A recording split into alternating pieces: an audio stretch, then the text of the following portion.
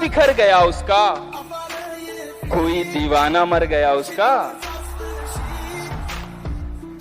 उसने जी भर के मुझको चाहा था, उसने जी भर के मुझको चाहा था और फिर जी ही भर गया। अंधेरी अंधेरी रात में रहते तो कितना अच्छा था, अंधेरी रात में रहते तो कितना अच्छा था, हम अपनी जात में रहते तो कितना अच्छा था।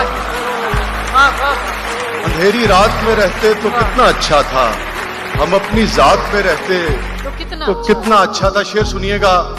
दुखों ने बांट लिया है तुम्हारे बाद हमें, दुखों ने बांट लिया है तुम्हारे बाद हमें, तुम्हारे हाथ में रहते तो कितना अच्छा था।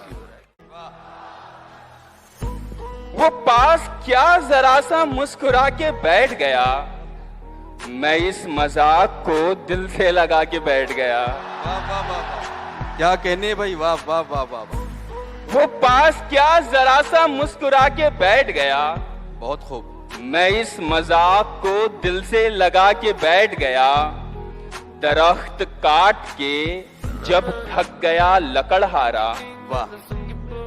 दरख्त काट के जब थक गया लकड़हारा, तो एक दरख्त के साये में जाके बैठ गया। वाह वाह वाह वाह वाह।